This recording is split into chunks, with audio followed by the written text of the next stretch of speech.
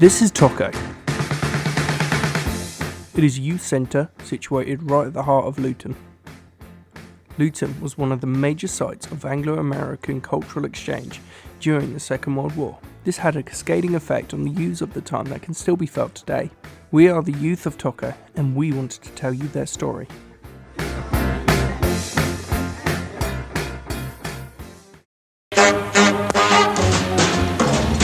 We decided it was a good idea to do some research to begin with.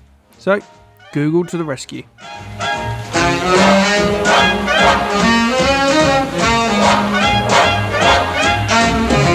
And this is what we learnt.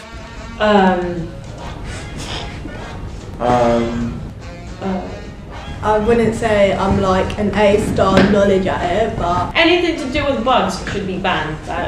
How was Luton affected in World War II? bombs. Having come to the conclusion we may not have the best handle on the situation, we found this guy. I'm David Kane, I'm a social historian. A proper historian. Luton in the build-up to the Second World War, typical industrial town of the late 1930s. Quite a contained place in a way as well. We would have felt much further away from London, for instance, as you would do now. It would have been a much longer journey to get there, but life would have been much more contained within the town as well. People would have lived here, gone out here in terms of the evenings. It'd been that their life would have centred around Luton much more than perhaps it would do today. It was all going well, and then Hitler decided to invade Poland. Locally, the impact is kind of two things in a way for the Second World War of Luton. One of them is that because it's an industrial place, with an place that's making aeroplanes but also Vauxhalls as well, a lot of manufacturing's going on in town to support the war effort. But also, we're on the front line because it is an industrial place, so actually the Germans are looking to target Luton as a place to hit with bombing raids as well. Americans joined the war following the bombing of Pearl Harbor. So by 1942, they're actively engaged in the war effort in Europe. And part of that is that they're beginning to build up an air force here around the east of England. So it's focused around the east of England, the eastern counties. It's very much, the best way of describing it is that if you'd imagine an aircraft carrier, but if you imagined an armada of aircraft carriers, that's kind of what's built in East Anglia during the Second World War. Luton was, a large place at the time, so you had lots of bars, you had lots of clubs, you had lots of hotels and restaurants, and the Americans came in and made good use of those. They also had an American Red Cross building here, which was a hostel, so they actually had beds that the Americans could come and sleep in after they'd been out having fun as well. And that was called the Donut Club, very American type of place to go. And that would have had dances going on as well. So they would come in, they would go out, they would drink, meet the locals, meet the young girls, go to dances in town, and then they would go and sleep it off for want of a better word in the Donut Club as well. So it was kind of having everything in one place for them. If you imagine having a nightclub nowadays, but it's also got a hotel attached to it. In terms of the impact that the Americans had when they arrived on the local culture, as it were, there's kind of two bits to that. One of them was around what they brought with them. Britain had been at war for a very long time. We'd had rationing in place for a very long time. All of the American supplies were actually imported from America, so they weren't under the same food or clothing rations as local British people were.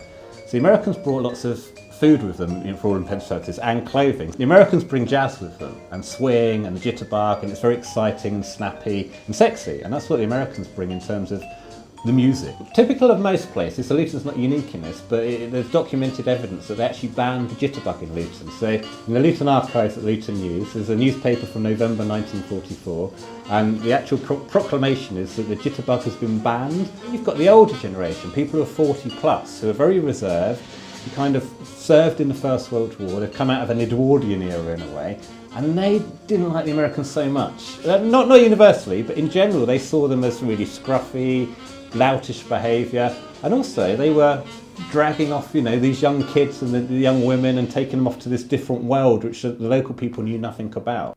Once we had learnt some actual history, we thought it sounded fun to rebel 1940s style. To stick it to the man, we decided to put on a dance. Turns out skinny jeans and hoopy earrings are not actually period accurate. We decided to get in some help. And women got quite good at making dresses out of some really bizarre things. This is Sarah. She's an actual vintage stylist. So the likelihood is that you'd have probably drawn with a pencil your stocking line up the back of your leg. Yeah, I saw So that's that's horrible histories when I was younger. Absolutely. So there's got a lot to the 40s that when you're doing your research, it's really worth making sure what's true, and what's actually something that we think is true.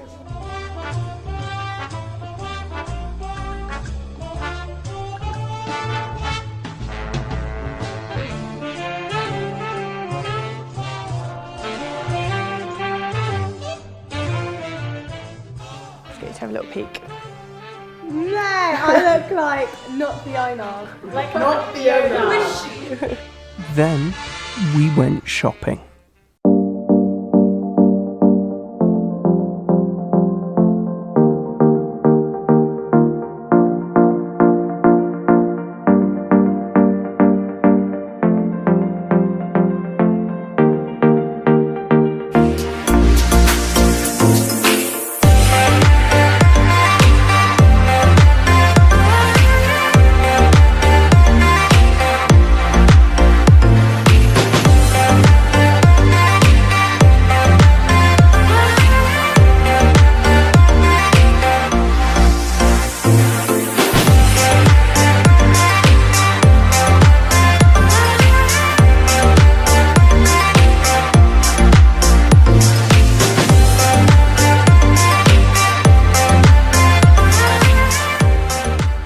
Hair?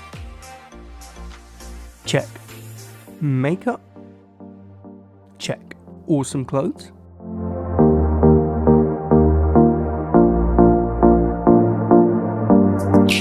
Check. Appropriate dance moves?